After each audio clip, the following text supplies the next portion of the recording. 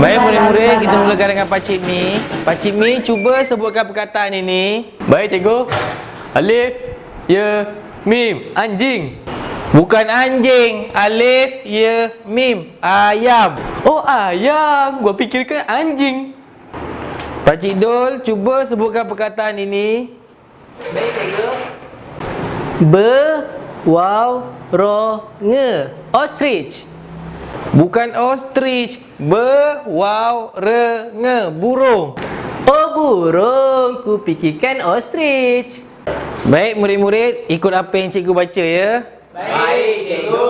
Alif, Alif, be, be, te, se. se. Okey, sekarang murid-murid yang baru baca pula. Alif, be, te, se. Baru belajar dah pandai. Kami memang pandai cikgu. Pandai cikgu. Baiklah, kalau murid-murid semua sudah faham dengan huruf-huruf itu, cikgu akan masuk pada huruf-huruf yang baru pula ya. Baik cikgu. Alif, Alif, be, be, te, te, se. se.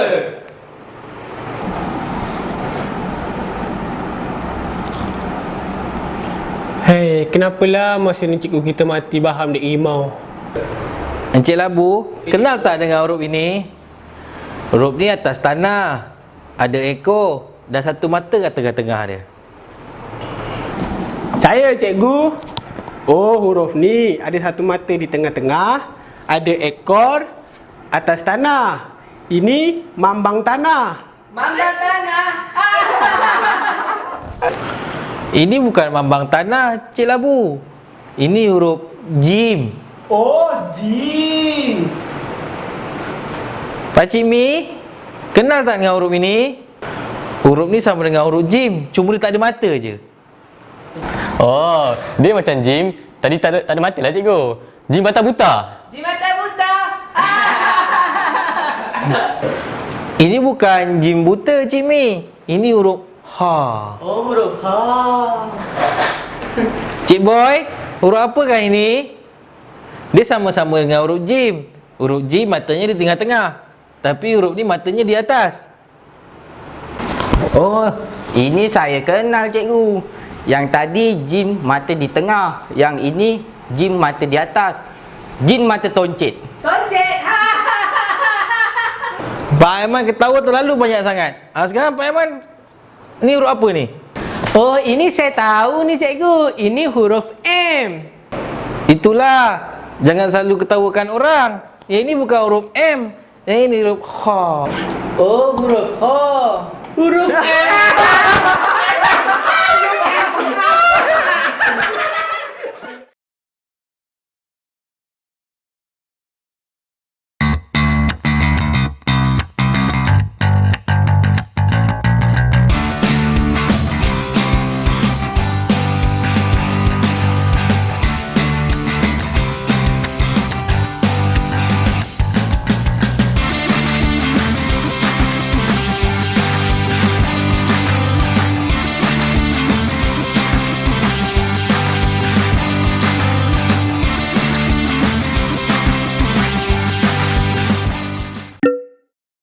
Assalamualaikum warahmatullahi wabarakatuh dan selamat petang. Jadi hari ini kita akan masuk chapter 2 untuk subjek medical imaging.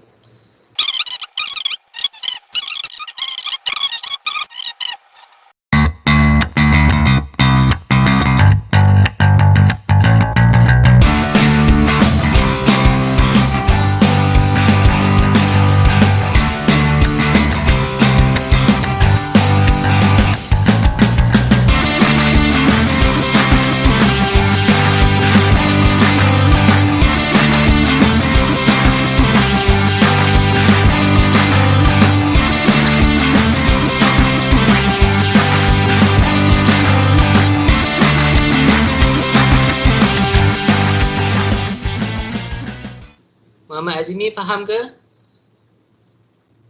Muhammad Azmi?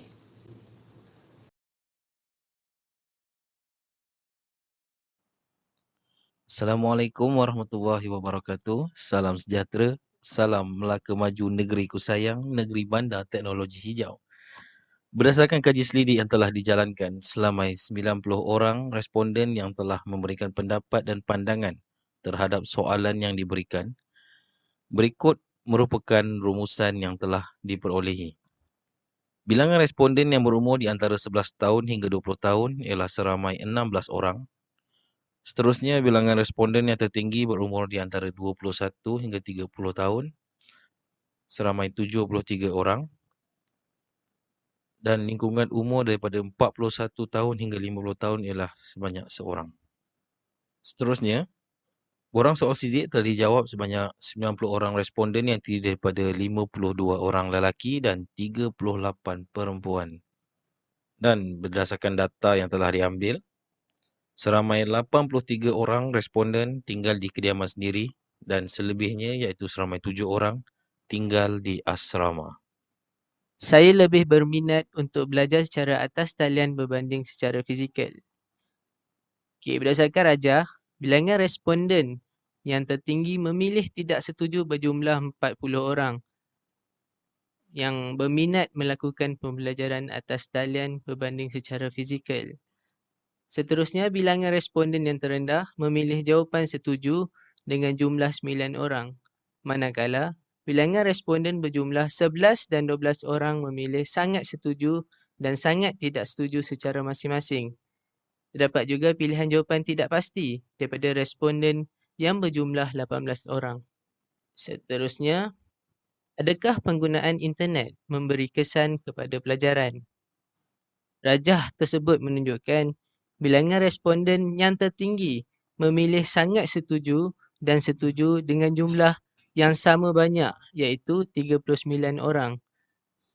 Manakala bilangan responden terendah memilih jawapan sangat tidak setuju dengan jumlah 1 orang atas sebab penggunaan internet tidak memberi kesan kepada pelajaran. Selain itu, bilangan responden berjumlah 7 dan 4 orang memilih tidak pasti dan tidak setuju untuk pilihan masing-masing.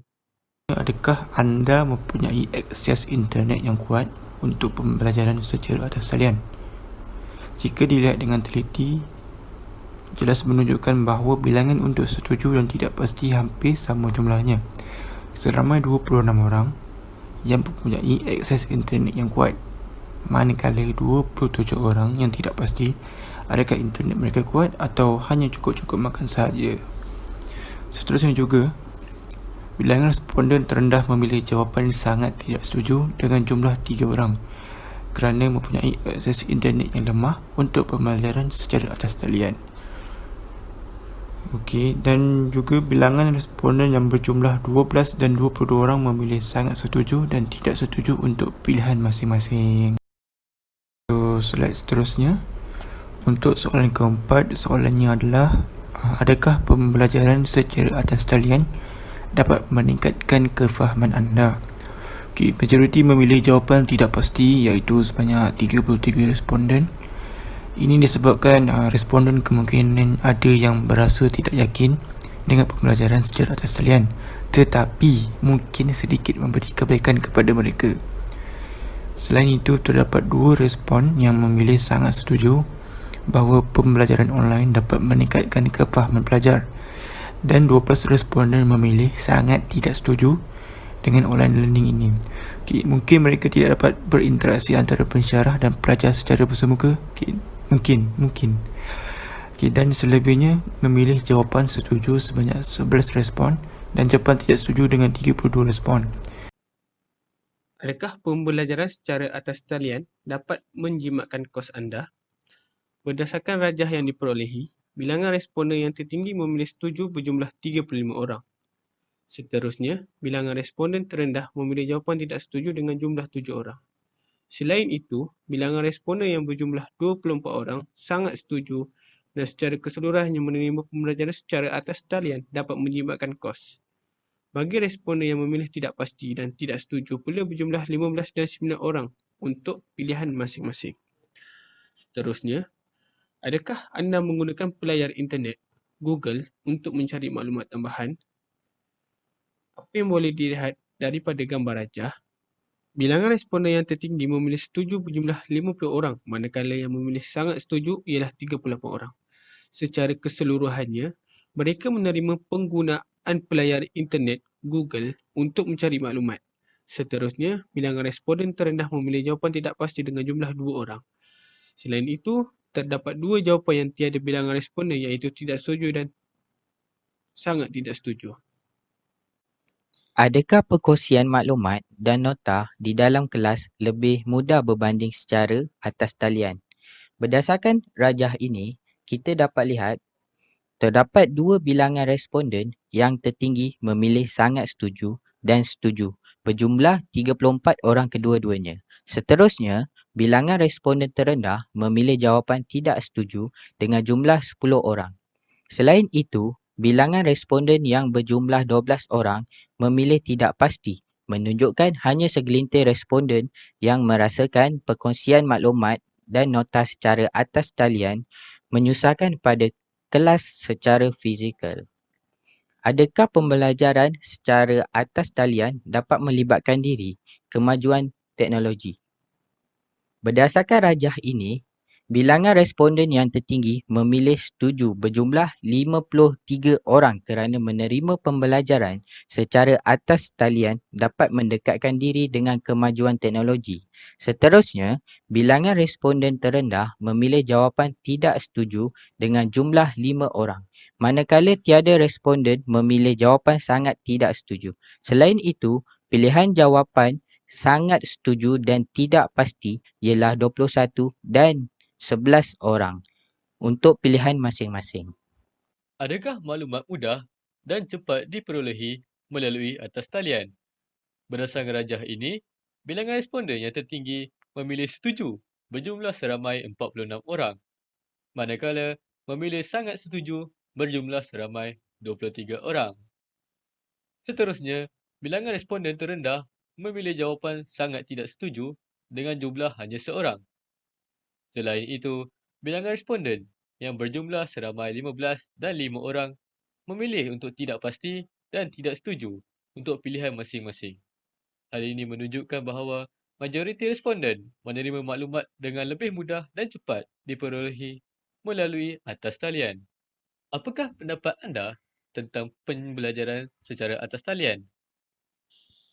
Berdasarkan 90 responden, kami telah pecahkan kepada 2 pendapat, iaitu menyokong dan menolak pembelajaran secara atas talian. Disebabkan penularan pandemik COVID-19, kelas secara atas talian dijadikan sebagai alternatif bagi menjamin keselamatan dan kesihatan para pelajar. Bagi responden yang menyokong kelas secara atas talian, mereka merasakan cara belajar tersebut dapat menerapkan penggunaan teknologi canggih waktu kini. Penggunaan telefon pintar juga boleh berhubung secara maya adalah bukti dunia sekarang semakin maju. Kini, dengan hujung jari, sesiapa sahaja boleh mencari maklumat secara pantas dengan adanya akses internet. Namun, ada juga yang menolak pembelajaran secara atas talian ini lebih baik dari secara kelas fizikal. Hal ini boleh diterangkan dengan terdapat kawasan luar bandar yang masih menggunakan liputan 3G yang sudah pasti tidak selaju liputan 4G. Liputan 3G mempunyai sambungan untuk mengakses internet tapi tidak produktif dan perlahan, menyebabkan pelajar tidak boleh memasuki kelas secara atas talian. Tidak lupa jua, pengguna internet untuk secara kelas atas talian perlunya membuat langganan internet, menyebabkan penggunanya lebih banyak menggunakan wang.